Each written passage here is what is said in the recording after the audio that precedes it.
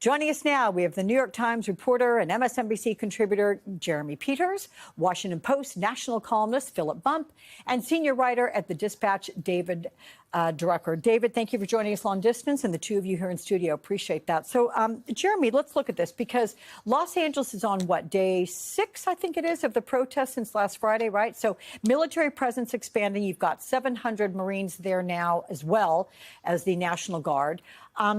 How soon could this go from being a test run to now a new template across the country, potentially, for these anti-Trump immigration incidents? Well, I think we've already crossed that line, Alex. I think we're going to see, we should take the Trump administration at their word that we're going to see more of this, because politically they assume that they are on the offensive and that the public is on their side when it's law enforcement agents versus chaos and aggression on the streets. However, the story isn't really that simple, and I think most people would look at this situation and see it for what it is: a handful of criminals who always show up at events like this when there are mass protests and are there not to advocate for a political cause, but are there to steal and loot and cause more chaos, right? And, you know, those people should be arrested. But what is really hard for the Democrats, and I don't know that there's an easy answer for this, is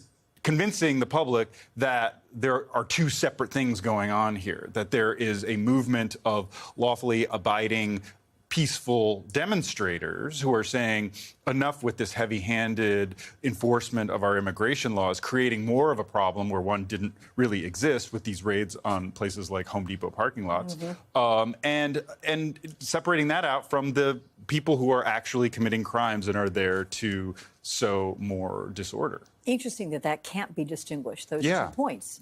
Because it sort of lacks common sense to not be able to understand that fully. But let's go to you, David, because the White House is clearly seeing what's playing out in Los Angeles as a welcome distraction. You have Congressman Jimmy Gomez, who represents much of Los Angeles, who claims that the administration is doing this to keep people's focus away from the president's economic policies, which we know were not polling well. Is it working? Well, I'm not sure that the president sees it as a distraction. I mean, this illegal immigration enforcement and deportation policy is something that he ran on. It's one of the biggest issues that he ran on. I think he was just looking for a way to get into this. And so I think, yes, they relish the opportunity to, make this about law and order and disrupting lawbreakers and putting down riots.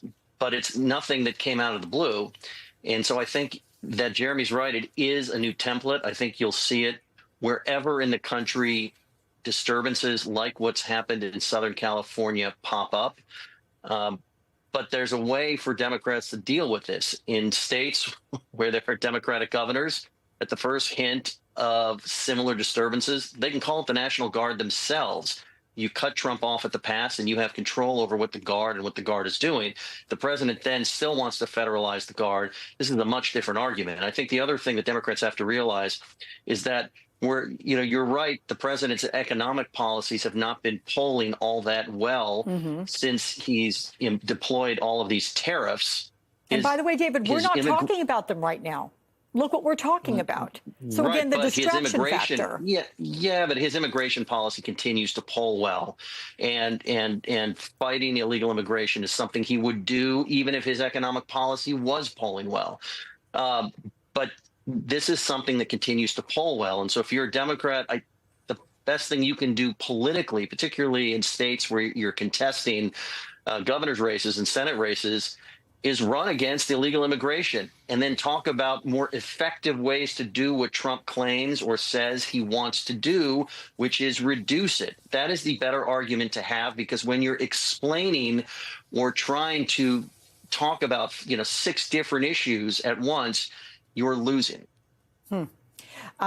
I saw you gesturing as David was speaking there. So I'm curious, when we talk about how the White House is relishing this, you've got new reporting out today on how Donald Trump is, quote, willfully and repeatedly misrepresenting the reality of immigration to the United States. It sort of goes back to what I was saying, just the common sense factor that people aren't able to distinguish between those that are criminals who are trying to get out and people who are hardworking, contributing to society, paying taxes and the rest of it. So walk us through how the administration is simultaneously downplaying how ISIS priorities have shifted during this second term. Yeah, I mean, so look, we talk about the administration. There are a lot of people that work in the administration. What we're really talking about is the whims and will of Donald Trump, right? Donald Trump wants to have soldiers in the streets. He's been very clear on this. In his first day in office, January 20th, 2025, he asked Pete Hegseth, or the incoming officials, to look at ways in which the Insurrection Act could be used. He has had this on his radar for a long time. I will note, the deportation does not poll well. He is underwater in both YouGov and Quinnipiac polling as of this week on deportation broadly, both among Democrats and independents. Hang on, is he underwater in deportation or in the way the deportation is being conducted? Sure. He's underwater on approval for deportation. So you don't get into those sorts of nuances, generally speaking, because it's a little harder to pull on. But still, it's different than immigration broadly, where he has had better numbers. But that's important to note. On deportation, he's underwater with these groups.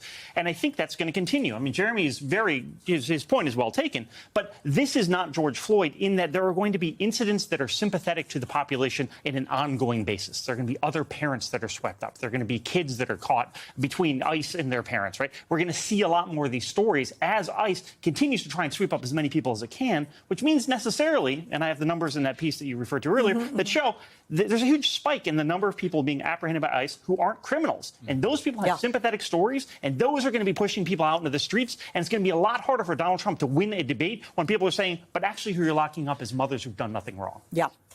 So, Jeremy, DHS is now tweeting out stuff like this. I'm going to read it. Encouraging people to tip off their neighbors, help your country locate and arrest illegal alien, report all foreign invaders. Wow.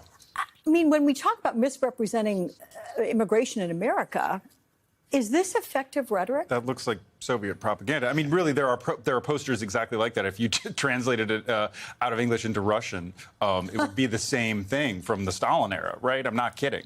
Wow. So that is really, really quite unsettling. I think that's what, to Philip's point about people liking the idea of Trump overall handling immigration because they see him as tougher.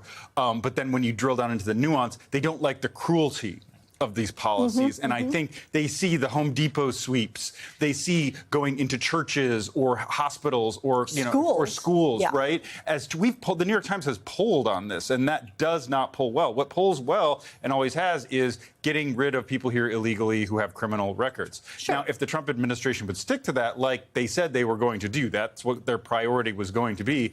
It doesn't appear like they feel they've been able to honor their campaign promises there for whatever reason. Maybe they just haven't been able to find enough people with criminal records to support. So now they're moving on to parts of the population that, people are going to be much more sympathetic to.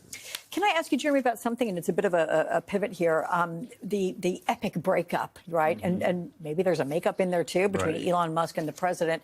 Musk has made a public apology to Donald Trump. Here's what he wrote. It's on X today. I regret some of my posts about President Trump last week. Musk said they went too far.